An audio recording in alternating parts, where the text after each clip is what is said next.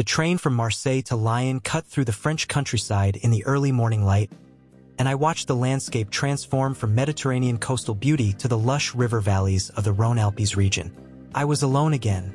Kevin had headed east toward Croatia, and I was continuing north, following no particular plan except the pull of curiosity and the need to keep moving. Marseille had changed something in me. The story of Aaron and Claire, the weight of their 80-year love story, the power of promises kept even across death. It all sat heavy in my chest. I kept thinking about what Kevin had said before we parted ways. That 6 months of authentic connection was worth more than a lifetime of playing it safe. I also kept thinking about Mariana.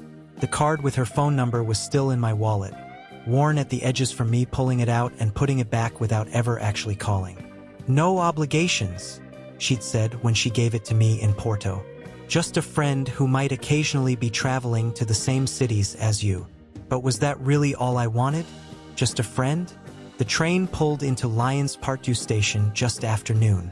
Lyon is France's third largest city, but it has none of Paris's overwhelming grandeur or Marseille's gritty port energy. Instead, it has this elegant, almost secretive beauty, a city that doesn't show all its cards at once. I took the metro to view Lyon, the old town, and found a small hotel on Rue Saint-Jean, one of the main streets cutting through the medieval quarter. The room was tiny but charming, with a window that looked out onto the narrow street below and the Fourvière Hill rising in the distance, crowned by the white basilica that dominates Lyon's skyline. After dropping my backpack, I did what I always do in a new city. I walked. No map, no destination, just following whatever caught my eye. That's how you find the real heart of a place, the parts that aren't in guidebooks. View Lyon is a maze of narrow cobblestone streets, Renaissance buildings with their distinctive towers and trabbles, those secret passageways that cut through entire blocks, originally built so silk workers could transport their goods without getting them wet in the rain. The architecture is stunning, all honey-colored stone and terracotta roofs, wrought iron balconies and hidden courtyards. I wandered through the trabbles, ducking through archways and emerging in unexpected places. I stopped at a small boulangerie for a praline brioche, a Lyon specialty, sweet, pink, and absolutely delicious. I watched street musicians playing accordion near the Cathedral of Saint-Jean. I felt the afternoon sun warm on my face and thought, for the first time in a while, that maybe I was starting to understand what peace felt like. That's when I saw it. Tucked into a narrow side street called Rue du Boeuf was an old shopfront that looked like it hadn't been touched in decades. The windows were covered in dust so thick you could barely see inside. Above the door, a faded sign read, Librairie Fontaine, Depuis 1892. A bookstore, established in 1892. My curiosity was immediately piqued. But what really caught my attention was that the door was slightly ajar. Not wide open, but just enough to suggest either someone had recently left or someone was inside. I should have walked away. I should have minded my own business. But Marseille had taught me that sometimes the most meaningful discoveries come from following curiosity into unexpected places. I pushed the door open. A small bell above chimed softly, the sound lonely in the silence. The interior took my breath away. Wall-to-wall books, floor to ceiling, on shelves that looked like they'd been there for the entire 130-plus years of the store's existence. The smell of old paper and leather bindings filled the air, mixed with dust and time and forgotten stories. Furniture was covered with white sheets, and the wooden floorboards creaked under my feet. But what struck me most was the dust. Everything was covered in it, except for a narrow trail through the floor, leading from the door to the back of the store, like someone had walked this path recently. I followed the trail. It led to a large wooden table in the back corner, near a window that let in filtered afternoon light. On the table were 5 books, arranged carefully, deliberately. Unlike everything else in the store, these books were clean, recently handled. My heart started beating faster. This felt intentional. This felt like a discovery I was meant to make. I approached the table and looked at the titles. They were all classics, all in French. Les Fleurs du Mal by Baudelaire, Saint Annes de Solitude by Gabriel Garcia Marquez in French translation, L'Amant by Marguerite Duras, Lettre à un jeune poète by Rilke, and Le Prophète by Khalil Gibran. Poetry, romance, philosophy, letters. Books about love and loss and finding meaning. I picked up the Baudelaire and opened it carefully. Several poems had lines underlined in pencil. I read one of the marked passages. It was about the melancholy of lost love, the weight of loneliness, the beauty of sorrow. Beautiful, yes, but also heartbreaking. In the margin, in elegant handwriting, was a note. Às vezes, escrever ador nos livros ajuda a tirá do coração. My French was rusty but good enough to understand. Sometimes, writing the pain in books helps take it out of the heart. Someone had been using these books as a journal, a way to process emotions too heavy to carry alone. I opened the Garcia Marquez next. More underlined passages, all about solitude, about waiting for someone who might never return, about the passage of time that both heals and deepens wounds. Another note, Eli prometa voltar, tres anos depois ainda espero. He promised to return. 3 years later, I'm still waiting. I felt a chill run down my spine. This wasn't just literature appreciation. This was someone's actual life, their actual pain, written in the margins of these old books. I went through all 5 books systematically.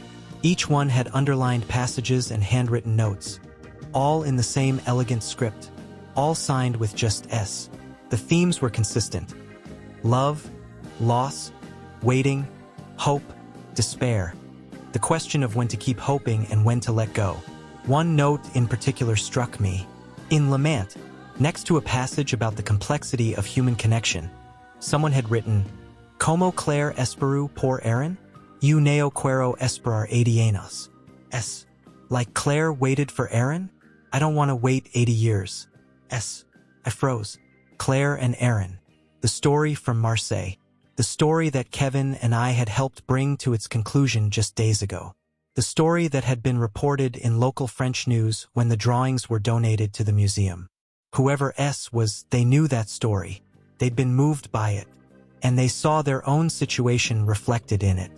I spent the next 2 hours in that abandoned bookstore, reading every note, every underlined passage, piecing together the story of S like a detective working a case.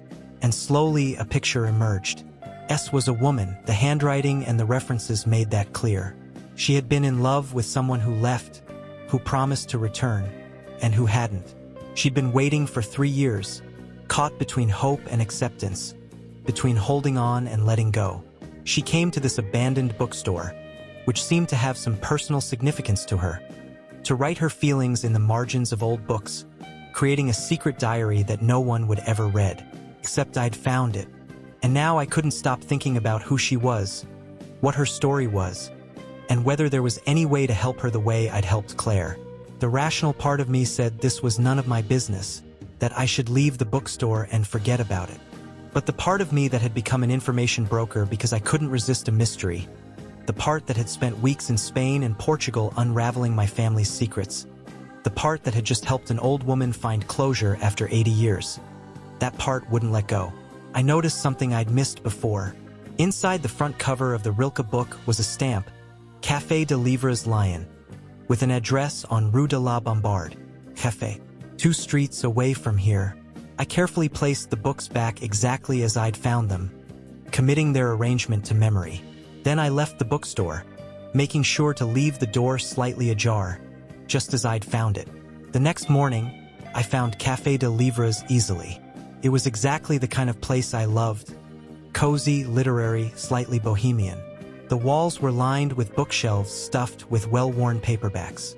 Mismatched chairs surrounded wooden tables scarred with years of coffee cups and conversation. String lights hung from the ceiling, and jazz played softly from hidden speakers. And behind the counter, making espresso with the focus of a surgeon, was a woman who made me forget how to breathe. She was probably in her early 30s, with chestnut hair pulled back in a messy bun that looked effortlessly elegant. Her eyes were green, that deep, complex green that seems to hold whole forests. She wore a simple white blouse and jeans, and there was something about the way she moved, the grace and sadness combined, that was magnetic. She looked up as I entered, and when she smiled, I saw both warmth and melancholy in equal measure. Bonjour, she said. What can I get for you? Her English was excellent, probably from years of dealing with tourists. A café crème, please, I said, trying to sound more casual than I felt. She nodded and turned to the espresso machine. As she worked, I took a seat at a table near the window and tried to figure out how to approach this. Should I mention the bookstore? Should I admit I'd read her private notes? Would that seem invasive or caring? She brought my coffee a few minutes later, setting it down with a small almond cookie on the saucer. You're American? She asked. Is it that obvious? She smiled. Only when you speak. Are you here for long? Just a few days. The city is beautiful. It is, she agreed. Most tourists rush to Paris, but Lyon has its own magic. Quieter, more intimate. There was something in the way she said intimate that made me think she was talking about more than just the city. I took a breath and decided to take the risk. I found something yesterday, an old bookstore on Rue du Boeuf, Librairie Fontaine. Her reaction was immediate. Her eyes widened, her posture stiffened, and color rose in her cheeks. You went inside? She asked quietly. The door was open. I didn't mean to intrude, but I found some books on a table. Beautiful books with beautiful words written in them. She was silent for a long moment, and I couldn't read her expression. Embarrassment? Anger? Fear? Finally, she pulled out the chair across from me and sat down. That bookstore belonged to my grandmother, she said. She ran it for 60 years. When she died 2 years ago, I inherited it. I should sell it. I can't afford to reopen it, and it's just sitting there collecting dust. But I can't bring myself to let it go. Why not? Because it's the only place where I can be completely honest.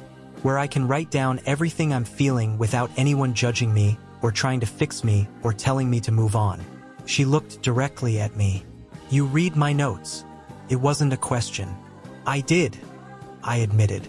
I'm sorry if that was invasive, but they were beautiful. Heartbreaking, but beautiful. She looked away toward the window. I must seem pathetic. A grown woman writing sad notes in old books like a teenager with a diary. You don't seem pathetic at all, I said with complete honesty. You seem human. We all need ways to process pain. Yours is just more literary than most. She smiled slightly at that. I'm Sophie, by the way. Peter. We shook hands, and I felt something electric in that simple touch.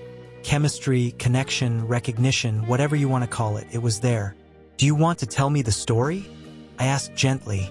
The one behind the notes? Sophie studied me for a moment, as if trying to decide whether I was trustworthy. Whatever she saw in my face must have satisfied her because she nodded. Let me make myself a coffee first. This is going to take a while. She returned a few minutes later with her own cup and settled back into the chair. The morning sun streaming through the window lit her face, and I thought she might be one of the most beautiful women I'd ever seen. Not just physically, but in that deeper way where pain and strength combine to create something luminous. His name was Laurent, she began. We met 5 years ago. He was a photographer and he came to Lyon for a gallery showing. We fell in love immediately, that ridiculous, overwhelming kind of love where you can't imagine how you ever lived without the other person. I nodded, understanding that feeling more than I wanted to admit. After 2 years together, he proposed. I said yes. We planned to get married in the summer. She paused, her hands wrapped around her coffee cup. But then he got an opportunity, a documentary photography project in Africa, Chad, specifically. It was supposed to be 3 months. He'd photograph humanitarian work being done there, then come back and we'd get married. I already knew where this was going, but I stayed silent, letting her tell it. He left in June 3 years ago. For the first month, we talked every day.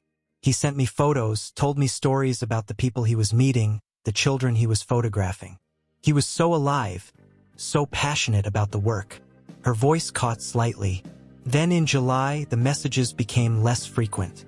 He said communication was difficult where he was, that he might not be able to reach me as often. I understood. I trusted him. And then nothing. August came and the 3 months were up, but he didn't come home. I got one message saying the project was being extended, that he needed more time. Then silence. Complete silence. No calls, no emails, no messages. Nothing. She took a shaky breath. At first, I thought something terrible had happened. I contacted the organization he was working with, but they were vague, said he'd completed his work with them and moved on. I contacted the French embassy in Chad, but they had no record of anything happening to him. I hired a private investigator who found that Laurent had crossed into Cameroon. Then nothing. So he's alive, I said quietly. Maybe, probably. The investigator said there was no death record, no evidence of violence or accident. Which means... She didn't finish the sentence. Which means he chose not to come back. Sophie nodded, tears forming in her eyes. That's the worst part. Not knowing if he's dead and I should mourn him or alive, and he just forgot about me, forgot about us, forgot about the life we were supposed to build together. I thought immediately of Claire, waiting 80 years for Aaron, not knowing if he died or abandoned her. The parallel was heartbreaking. That's why you wrote about Claire and Aaron, I said. You saw your own story in theirs. Yes, when I read about the sketchbook being found, about that poor woman waiting all those years, it destroyed me, because I understood. I'm only 3 years in, and it's already unbearable. How did she survive 80? We sat in silence for a moment, the weight of her story settling between us. Can I ask you something? Sophie said. Why did you come here? Why did you seek me out? You could have just left the bookstore and forgotten about it. It was a fair question, and I tried to answer honestly. Because I just came from Marseille. I'm the one who found that sketchbook, actually. Me and my friend Kevin. We're the ones who helped Claire discover what happened to Aaron. Sophie's eyes widened. That was you. That was us. And watching her finally get closure after 80 years. It changed me. Made me think about how cruel uncertainty is. How important truth is even when it's painful. I read your notes, and I thought maybe I could help you the way I helped her. Sophie looked at me with an expression I couldn't quite read. And how would you help me? I used to be good at finding information, finding people. If you want to know what happened to Laurent, really know, I might be able to find out. She was quiet for a long time, her green eyes searching my face. Why would you do that for a stranger? Maybe because you're not a stranger. Not really. I read your heart in those books. And maybe because helping you would help me feel like there's still some purpose to the skills I'm trying to leave behind. Sophie stood up suddenly. I need to work. Stay if you want. Read, have more coffee. Just let me think about this. I stayed. I ordered another coffee, pulled out my notebook, and tried to write about Lyon, about the bookstore, about Sophie. But my mind kept wandering. Around lunchtime, Sophie brought me a croque-monsieur and sat down again. If you did this, she said without preamble, if you found out what happened to Laurent, would you tell me everything? Even if the truth is that he just didn't love me enough to come back. I would tell you everything, I promised. That's what closure means. Not necessarily getting the answer you want, but getting an answer. She nodded slowly. Okay, help me find him. Help me know the truth. Over the next 2 days, Sophie and I became inseparable. She showed me Lyon through the eyes of someone who loved it. We climbed the steep streets to Fourvière and stood before the white basilica, looking out over the entire city spread below us, the two rivers converging, the orange roofs glowing in the afternoon sun. We walked through the travels, those secret passages that made me feel like we were stepping through hidden doorways into another century. We ate at tiny bistros where Sophie knew all the owners, places that served perfectly simple French food. Coq au vin, blanquette de veau, tarte tatin. We talked constantly. She told me about growing up in Lyon, about her grandmother who taught her to love books, about her dreams of traveling but feeling stuck in her grief. I told her about Chicago, about the life I'd walked away from, about Spain and Portugal and the family legacy I'd refused. And slowly, carefully, I started investigating Laurent. I still had contacts from my information broker days, people who owed me favors, people who could access databases and records that normal people couldn't. I was careful, methodical, following the digital trail that Laurent had left behind. The first breakthrough came on the second day. I found Laurent's social media accounts, which had been inactive for 3 years, until 6 months ago, when there was sudden activity. Not posts, but location tags. He'd been tagged in photos by a medical clinic in Bordeaux. I dug deeper. The clinic specialized in neurological rehabilitation, particularly for patients with traumatic brain injuries and amnesia. My heart started racing. This changed everything. I cross-referenced the dates with hospital records. Not easy to access, but not impossible if you know how. Laurent had been admitted to a hospital in Cameroon 2 years and 9 months ago with severe head trauma from a vehicle accident. He'd been transferred to France 8 months later, once stable enough to travel. He'd been in Bordeaux for over 2 years, in rehabilitation for memory loss. I found Sophie that evening at her café, just as she was closing up. "I found him," I said quietly. Her face went white. "Is he? He's alive. He's in Bordeaux." I told her everything I'd discovered, the accident, the brain injury, the amnesia, the ongoing rehabilitation. I showed her the records I'd managed to access, the medical summaries that spoke of partial memory recovery, of a patient slowly rebuilding his cognitive function and sense of self. Sophie listened with tears streaming down her face, her hand pressed to her mouth.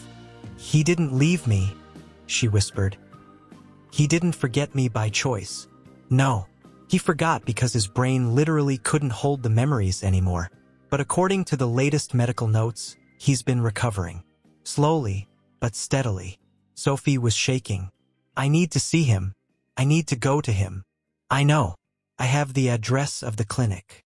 She looked at me with overwhelming gratitude and something else.